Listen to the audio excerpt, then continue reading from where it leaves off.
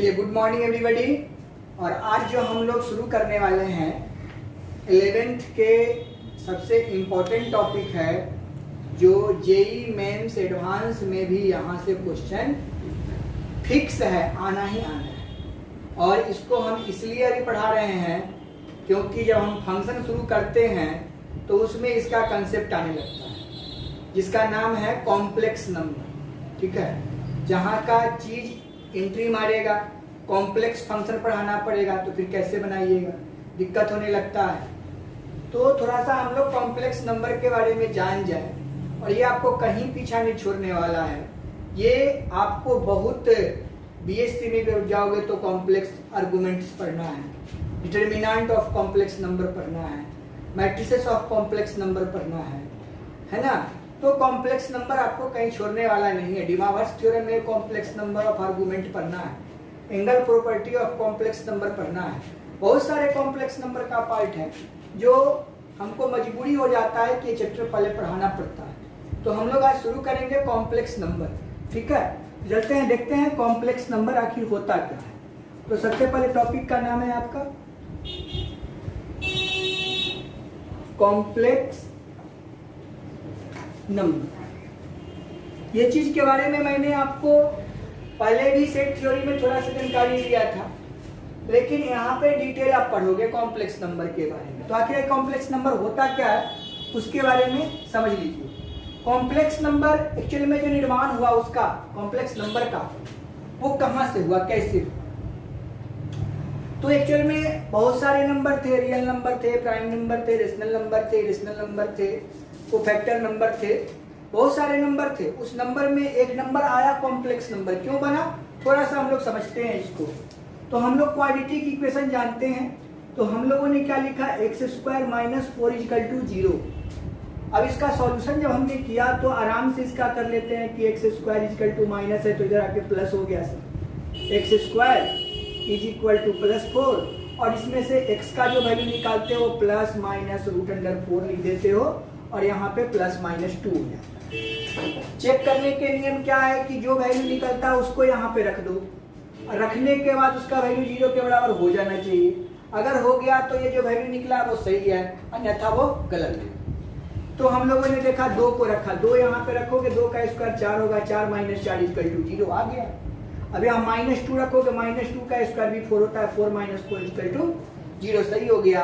मतलब x का मान +-2 होगा। अब आप सोचने लगे होंगे कि सर ये जो आप x +-2 लिख रहे हो, जरा आप मुझे बताइए कि रूट को चढ़ाते में स्क्वायर को हटाते तो प्लस माइनस में क्यों आ जाता है। ये भी आपके दिमाग में खटक रहा होगा। तो इसका आप सॉल्यूशन कर सकते हो। कैसे करोगे, x², यहाँ पर देखो हम दिखाता है, x² - 4 को हम सॉल्यूशन करते हैं। क्या करेंगे वो दिखाते हैं, = 0 कर दिए। अब इसको सॉल्व करोगे तो क्या लिखोगे, और कर दो यहाँ, x² - 4 को क्या लिखोगे, 2 का स्क्वायर = 0, a² - b² किसी का फॉर्मूला होता है, a + b × a - b = 0। Since देखो x + 2 = 0, hence x = -2, since x - 2 = 0, hence x = 2। तो हमने क्या देखा कि जब मैंने इसका फैक्टराइजेशन किया, सॉल्यूशन किया, तो मुझे -2 और +2 वैल्यू मिल गया। यहाँ पर देखिए +-2, इसका अर्थ होता है +2 एंड -2, यानी कि +2 वैल्यू भी -2 वैल्यू। तो रूट्स निकाल दिए डायरेक्ट, तब भी क्वाड्रेटिक इक्वेशन को सॉल्व कर दिए, तब भी आपका एक ही वैल्यू दिया +-2। यहाँ तक तो किसी प्रकार का कोई परेशानी हम लोग को पास नहीं था, हम लोग के पास नहीं था। अब परेशानी बढ़ने लगा, और बढ़ते बढ़ते हम लोग यहाँ पे आ गए। x² जब प्लस माइनस का हो सकता है तो प्लस क्यों नहीं हो सकता है, +4 = 0 लिख दिया गया। और 0 लिखने के बाद जब इसको सॉल्यूशन किया गया तो x² = -4 लिख दिए। और जब यहाँ से x का वैल्यू निकाले तो प्लस माइनस तो लगेगा ही, -4 लगेगा, और -4 का रूट्स देखने की बात आ गई। तो -4 का रूट्स जब देखने के लिए आ गया तो कुछ लोगों ने ये दिमाग लगाया कि जब यहाँ +4 था तो पहले प्लस को लिखे, यहाँ पे प्लस वैल्यू निकल गया, +2 वैल्यू, प्लस माइनस रहेगा लेकिन +2, तो यहाँ पे माइनस है तो हो सकता है कि ये -2 वैल्यू दे, ऐसा हो सकता है। दिमाग उन्होंने लगाया, और जब इसको फिर सॉल्यूशन किया तो प्लस माइनस तो -2 और माइनस +2, दोनों का वैल्यू दिखाई दिया कि बराबर आ गया, यानी कि निगेटिव का जो रूट्स है और पॉजिटिव का जो रूट्स है दोनों का वैल्यू यहाँ पर सेम आने लगा, सेम आने लगा। अकॉर्डिंग टू दिस कंसेप्ट ये सही नहीं है, वही हम प्रूफ करेंगे। तो लोगों ने कहा जा रहा है भाई इसको पूरे प्रूफ किए थे तो जीरो आया था, तो इसको भी रख के देखिए जीरो आएगा तभी ना प्रूफ होगा। तो यहाँ पर रख के देखा गया -2 का स्क्वायर किया गया था, कितना हो गया 4, और यहाँ पे +4 तो हो गया 8, जीरो तो नहीं आया यानी -2 रॉन्ग। फिर 2 को रखा गया, 2 का स्क्वायर कितना हो गया 4, +4 = 8 होना चाहिए, लेकिन हमको तो आना चाहिए था कितना 0, आ गया 8, यानी ये भी वैल्यू गलत हो गया, यानी -2 और +2 इसका वैल्यू नहीं होगा। अब यहाँ पे बड़ा समस्या होने लगा, भाई इसका तो निकालने आ गया, इसका कैसे निकाले, क्यों निकाले, क्या करे नहीं करे, समस्या बढ़ता चला गया। बढ़ते बढ़ते बढ़ते कहा कि अब करे तो क्या करे। अब फिर कंसेप्ट लगाया कुछ और लोगों ने कि सर यहाँ पे 4 है तो 4 का रूट्स यहाँ पे -2 दिया, 4 का रूट्स +2 दे दिया। इसका मतलब कि जो यहाँ है उससे हमेशा छोटा वैल्यू देता है, जो यहाँ है उससे हमेशा छोटा वैल्यू देता है। यहाँ पर देखा गया -4 का वैल्यू कितना है 2, अरे 2 तो बड़ा गड़बड़ हो गया। यहाँ तो और उल्टा होने लगा, यहाँ जो है छोटा का वैल्यू बड़ा देने लगा, ये भी कंसेप्ट यहाँ पर रॉन्ग होने लगा। अब करे तो क्या करे, इसीलिए एक साइंटिस्ट के नाम था जॉर्ज जे हैमिल्टन साहब ने इस फैक्टराइजेशन को तोड़ने का एक नियम तैयार किया, एक कानून बनाया, एक लॉ तैयार किया। उस लॉ को ग्रीक लेटर के टर्म आयोटा पर डिपेंडेंट कर दिया गया। जैसे वहां पे अल्फा, बीटा, गामा, डेल्टा, सेल्टा, फाई, एक्टा, ऑक्टा, पेंटा, सेंटा, डायोटा, एक्टा पढ़ा जाता है, उसी तरीके से यहाँ पर एक सिंबल था आयोटा, और इस आयोटा को डिनोट किया गया आई से, आयोटा, इसको डिनोट किया गया आई से। मतलब उनके दिमाग में आया कि अगर ये निगेटिव हट जाता है तो रूट्स निकालना पॉसिबल हो जाता है। तो क्या उन्होंने कहा कि इस आयोटा के वैल्यू उन्होंने √-1 फिक्स कर दिया कि अगर आपको इसका फैक्टर निकालना होगा तो आपको वहां पे आयोटा का इस्तेमाल करना पड़ेगा।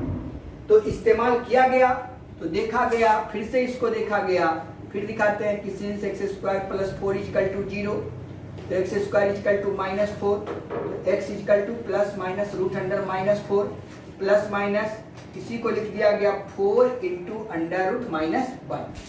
अब 4 का तो मान जानते हो कि +-2 होता है, और √-1 का वैल्यू उन्होंने क्या फिक्स किया i, यानी कि अब इसका फैक्टर करना पॉसिबल हो गया, यानी निगेटिव का भी अब रूट्स निकालना पॉसिबल हो गया। यानी कि अगर आप निगेटिव के रूट्स को निकालने में सक्षम हो जाते हैं तो उसी फॉर्म को कॉम्प्लेक्स नंबर कहा गया।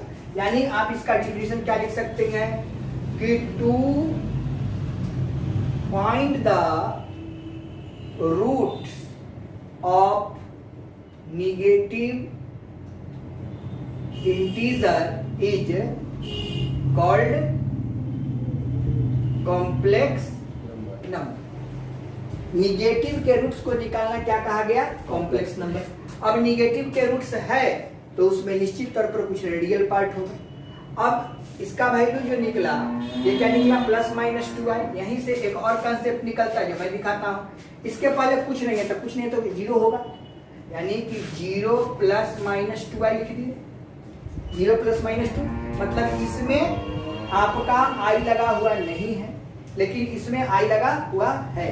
तो इस फॉर्मेट को अगर x मान लिया जाए, प्लस माइनस इसको y मान लिया जाए और इसको i कर दिया जाए, तो यहाँ पर क्या हो गया कि x +-i y, यानी कॉम्प्लेक्स नंबर का दूसरा फॉर्म क्या हो गया, x +-i y।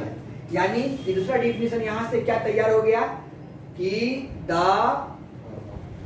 Form of x +-i y is called complex number. अब इस कॉम्प्लेक्स नंबर को डिनोट भी किया गया किससे, z से। तो it's denoted by z, that is z = x +i y या x -i y। यहाँ पर x क्या है, where x and y is a real. देखिए एक्स और वाई क्या है, जीरो क्या है रियल नंबर, टू क्या है real number, x and y is real. ठीक है, एक्स और वाई क्या है, रियल है। अब देखिए ये रियल हो गया। अब इस x को कहा गया रियल पार्ट और जिसमें i लग गया उसको कहा गया इमेजिनरी पार्ट। ठीक, तो इसको हम लोग पढ़ेंगे रियल पार्ट किसका, कॉम्प्लेक्स नंबर का। तो real part of complex number, और इस y को क्या पढ़ेंगे, imaginary part of complex number. इसको क्या पढ़ेंगे, imaginary part of complex number. तो यहां से हम लोगों ने क्या देखा कि अगर जो फॉर्म कुल मिला के हम लोग क्या देखे वो आपको हम एक शॉर्ट फॉर्म में आपको दिखा देते हैं। ठीक है, चलिए। तो कुल मिला के आपको दो चीज दिखने को मिल गया कि अगर कोई फॉर्म जो है यानी z is equal to x plus minus i y, ठीक है, इस फॉर्म में जो क्वेश्चन रहेगा उस क्वेश्चन को हम लोग क्या बोलेंगे, कॉम्प्लेक्स नंबर बोलेंगे, या निगेटिव रूट्स हो जाए। जैसे अब मान लीजिए यहाँ पे -9 है, तो -9 के वैल्यू को क्या लिखिएगा, यहाँ पे 9 अंडर रूट -1, तो क्या हो जाएगा 3i। ठीक है, उसी तरीके से अगर यहाँ पे 16 हो जाए तो क्या लिखेंगे, तो रूट अंडर 16 अंडर रूट -1, 16 का क्या लिखिएगा 4 इंटू आई। मतलब क्या, निगेटिव का जो रूट्स है, फॉर्म ऑफ निगेटिव रूट्स, यानी इस फॉर्म को भी हम लोग क्या पढ़ेंगे, negative roots, form of negative roots is called complex number. ठीक, अब एक चीज आप मुझे बताएंगे, ध्यान दीजिए, ये चीज तो हो गया। अब देखिए हमने क्या लिखा, root under -4, root under -4 is equal to what, इसका वैल्यू क्या होगा, तो हम लोग तो पट से करेंगे ऐसा काम, रूट अंडर -1 -4 -4 चौके 16, यानी कि यहाँ +16 हो गया, माइनस माइनस प्लस, और 16 का रूट कितना हो गया 4।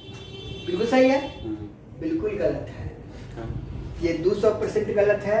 इसीलिए कि 2 डिजिट्स इजिकल टू 1 डिजिट्स होता है रूट्स में। आप इसको क्या लिख सकते हैं वो देखिए, ये गलत है। अब इसका सही क्या होगा, -4 इंटू अंडर रूट -4 को क्या लिखेंगे, रूट अंडर 4 अंडर रूट -1, फिर रूट अंडर 4 अंडर रूट -2।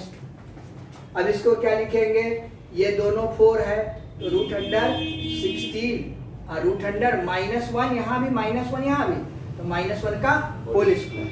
अब स्क्वायर हो गया, यहाँ स्क्वायर से स्क्वायर कट गया, तो 16 का जो रूट्स होगा वो कितना हो जाएगा 4, और यहाँ पे वैल्यू -1, यानी कुल मिला के -4। अब यहाँ पर देखिए 2 गो है तो उसके बराबर क्या 1 होना चाहिए, यानी -4 होना चाहिए। ठीक, अब यहाँ पर एक चीज और दिखने को हमको मिल गया कि सर यहाँ से एक चीज मिल गया कि रूट अंडर आई का वैल्यू आपने क्या देखा, रूट अंडर -1, तो दोनों तरफ अगर स्क्वायर करेंगे तो वैल्यू क्या मिल जाएगा, आई स्क्वायर इजिकल टू स्क्वायर करेंगे तो रूट हट जाएगा, यानी वैल्यू कितना आ जाएगा -1। हमको आई क्यूब का वैल्यू लिखना है तो क्या लिखेंगे, आई क्यूब का वैल्यू क्या लिख सकते हैं, आई स्क्वायर इंटू आई, 2 पावर और 1 पावर 3 पावर हो गया, तो आई स्क्वायर के वैल्यू आपने कितना देखा -1 इंटू आई इजिकल टू -1 में आई से मल्टीप्लाई करेंगे तो कितना हो जाएगा -1। उसी तरीके से अगर हम i4 के बारे में चर्चा करेंगे तो क्या लिखेंगे, आई क्यूब इंटू आई, और आई क्यूब का मान हमने निकाला है कितना -i इंटू आई, क्लियर।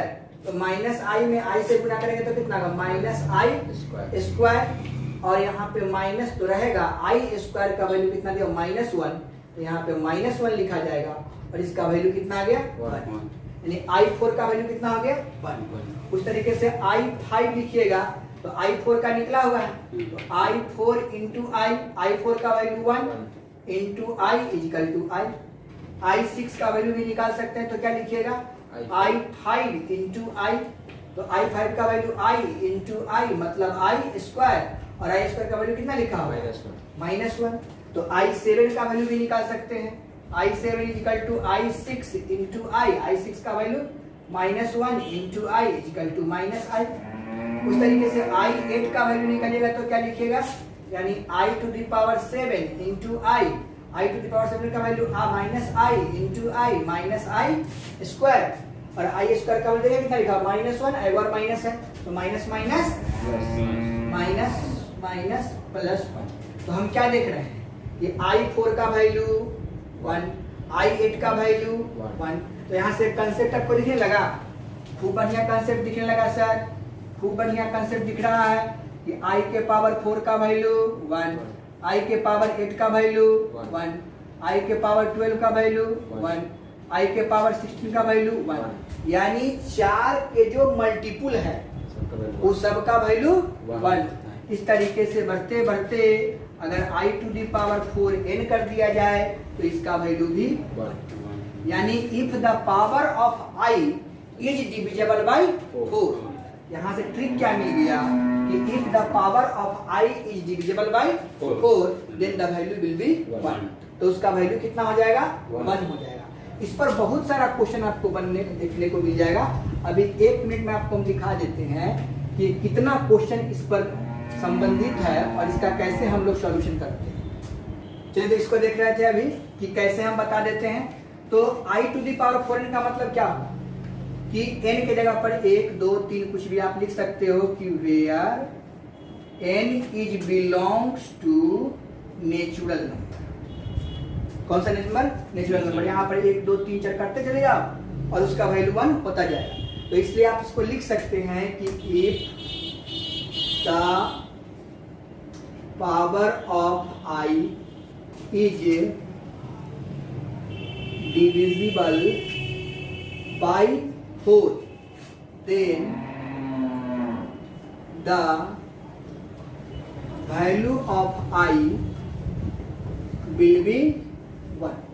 उसका वैल्यू कितना हो जाएगा 1 हो जाएगा। स्पष्ट है। अब यहाँ पर आप देख सकते हैं, यहाँ पर हमको क्या मिल गया कि यहाँ पर अगर 4 है तो 4 से भाग दीजिएगा तो रिमाइंडर कितना बचेगा 0। यानी कि अगर यहाँ पर I to the power 4n और उसका जो रिमाइंडर है वो 0, भाग देने से रिमाइंडर कितना बचे 0, तो इसका वैल्यू 1 हो जाए। ठीक। अब देखिए I to the power 4n plus 1 कर देते हैं, इसका मतलब रिमाइंडर 1 हुआ। 4 से भाग देने पर रिमाइंडर 1 हो जाए तो वैल्यू कितना हो जाएगा I। उस तरीके से I to the power 4n plus 2 कर दिया जाए, इसका रिमाइंडर कितना हो गया 2, रिमाइंडर 2। तो 4 से भाग देने पर रिमाइंडर अगर 2 बचेगा तो उसका वैल्यू हो जाएगा -1 हो जाएगा, है ना।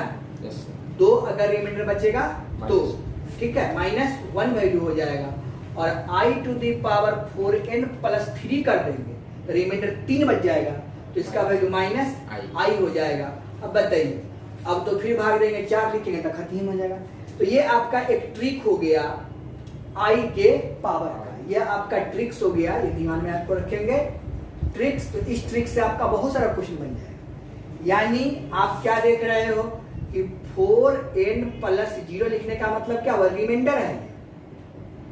रिमाइंडर कब, जब 4 से भाग देंगे तब।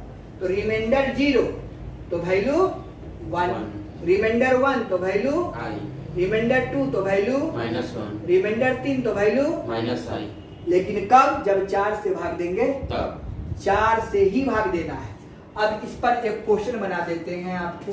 अब एक क्वेश्चन है कि I to the power 4 plus I to the power 17 plus I to the power 19 plus I to the power 20 equal to what.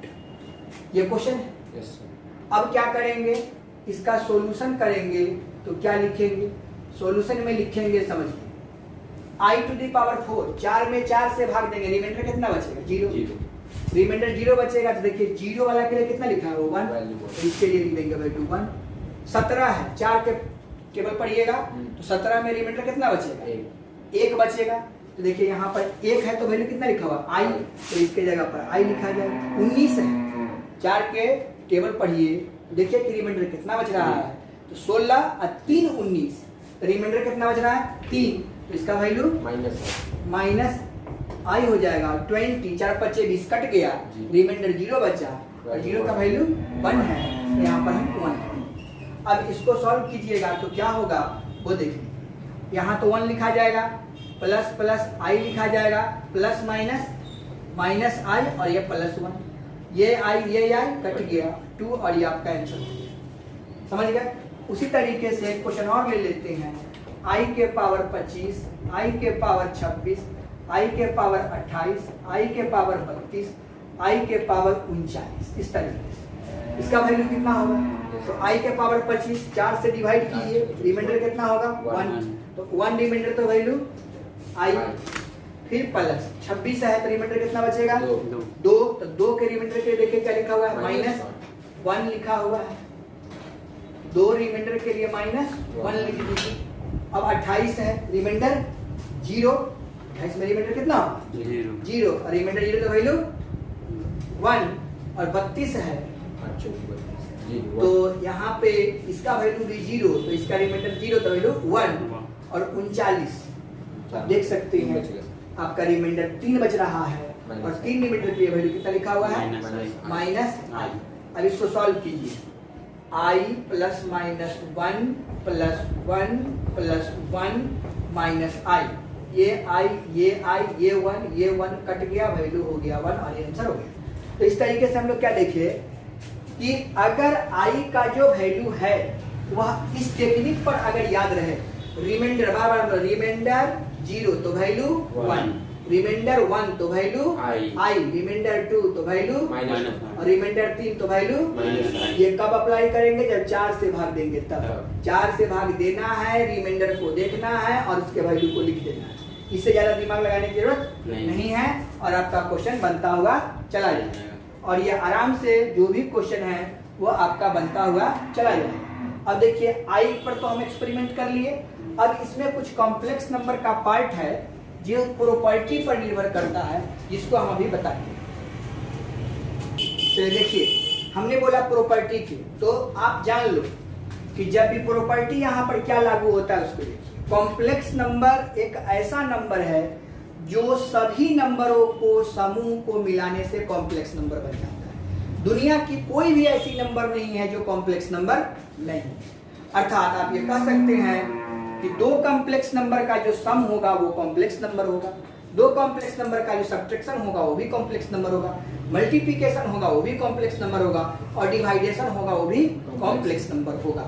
यानी कि sum of 2 complex number is a complex number. पहला property है कि properties of complex number लिख दीजिए, properties of complex number. Properties of complex number का पहला property क्या है कि सम ऑफ 2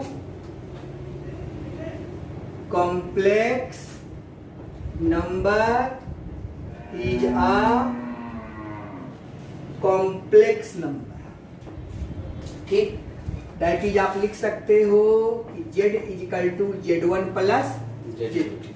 z1 एक कॉम्प्लेक्स नंबर है, z2 दूसरा कॉम्प्लेक्स नंबर, तो जोड़ेंगे तब भी हमको z ही मिलेगा। एग्जाम्पल में आप देख सकते हो कि चाहे आप ऐसे निकाल भी सकते हो कि let z1 is equal to x1 plus iy1 and z2 is equal to x2 plus iy2, hence z1 plus z2 is equal to कितना हो जाएगा x1 plus iy1 plus x2 plus iy2। जोड़ने का नियम क्या है, रियल के साथ रियल को और इमेजिनरी के साथ इमेजिनरी, तो real to real, imaginary to imaginary, मतलब x1 प्लस x2 प्लस दोनों में से i को कॉमन कर लीजिए तो y1 plus y2। This is called real part, this is called imaginary part. तो रियल पार्ट और इमेजिनरी पार्ट को जो सम होता है या सब्ट्रैक्शन होता है क्या कहलाता है, कॉम्प्लेक्स नंबर कहलाता है। मतलब यह फॉर्म किसका हुआ, z का हुआ, यानी कि z1 और z2 को जोड़ने से क्या मिला हमको, z मिला। उसी तरीके से इसका सेकेंड प्रॉपर्टी है कि subtraction of two complex number is a complex number. दो कॉम्प्लेक्स नंबर का जो सब्ट्रैक्शन कीजिएगा वो भी आपका कॉम्प्लेक्स नंबर होगा। That is z equal to z1 minus z2।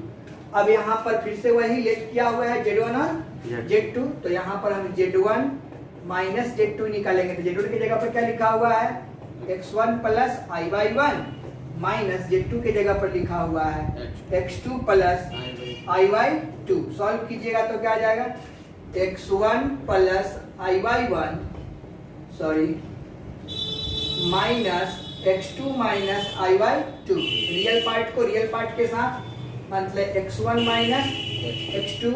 अब यहाँ पर देखिए कॉमन कर लीजिए प्लस i को, ठीक है, तो यहाँ पर y1 माइनस y1 माइनस कितना हो जाएगा y2 हो जाएगा। ये आपका रियल पार्ट और ये आपका इमेजिनरी पार्ट, यानी ये आपका जो फॉर्मेट दिया वो कैसा दिया, z का दे दिया कॉम्प्लेक्स नंबर का।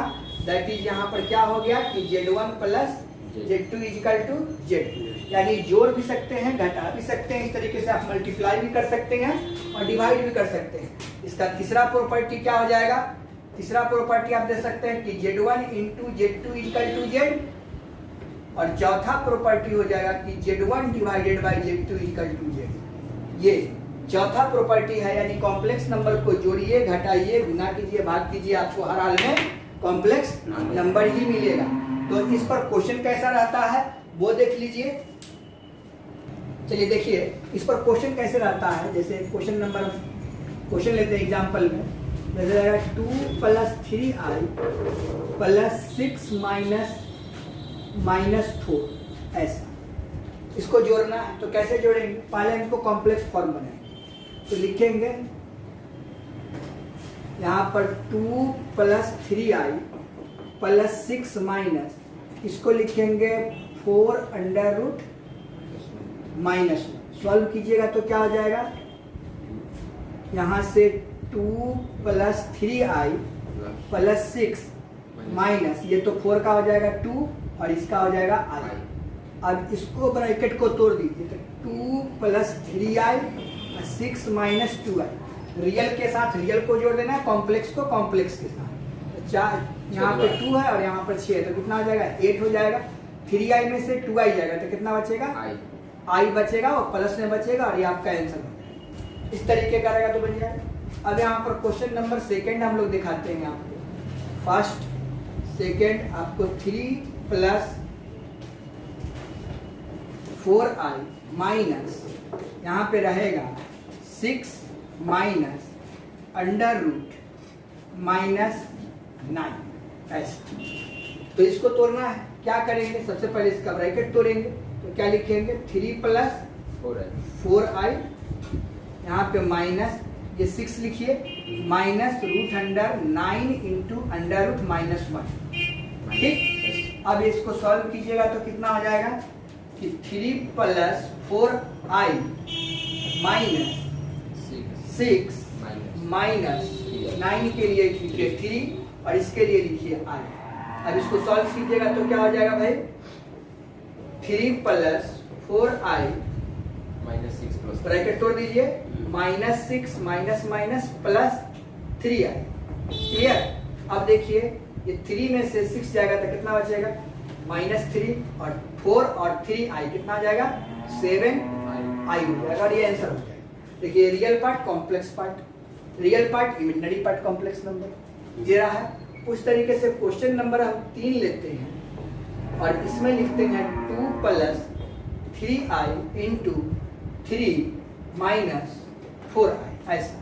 तो मल्टीप्लाई कीजिए, 2 में 3 से मल्टीप्लाई कीजिएगा तो कितना हो जाएगा 6 हो जाएगा। इसमें मल्टीप्लाई कीजिए माइनस 8i, इसमें मल्टीप्लाई कीजिए प्लस 9i और इसमें मल्टीप्लाई कीजिए तो प्लस माइनस माइनस 3 4 जा 12 और i में i से मल्टीप्लाई करेंगे तो i स्क्वायर।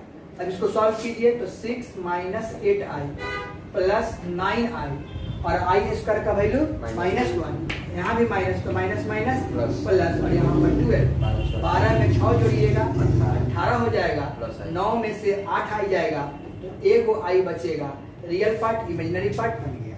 तो इस तरीके से हम लोग क्या देखें कि एडिशन भी किए तब भी कॉम्प्लेक्स नंबर, सब्ट्रैक्शन भी किए तब भी कॉम्प्लेक्स नंबर, मल्टीप्लिकेशन भी किए तब भी कॉम्प्लेक्स नंबर। यानी हमने ये देख लिया कि आप एडिशन करो, सब्ट्रैक्शन करो, मल्टीप्लिकेशन करो, डिवाइडेशन करो, कुछ भी करोगे कॉम्प्लेक्स नंबर का तो कॉम्प्लेक्स नंबर ही देगा। ठीक है, तो इस प्रॉपर्टी के आधार पर और मैंने आई के बारे में जो स्टडी करवाया उसके आधार पर आपका एक एक्सरसाइज क्या 2 एक्सरसाइज लगभग आपका क्वेश्चन बन जाएगा। तो आपके पास जो बुक अवेलेबल होगा RS अग्रवाल हो या NCERT हो उससे आप बनाएंगे, क्वेश्चन आपका बनेगा और इसको बना लीजिएगा, पूरा कंप्लीट कर लीजिएगा। ज्यादा आज आपको बताएंगे नहीं, अगले क्लास में आपको conjugate, argument, modulus, polar form of complex number है ना, vector form of complex number, इन तमाम चीजों के बारे में अगले क्लास में आपको हम डिस्कस करेंगे, बताएंगे।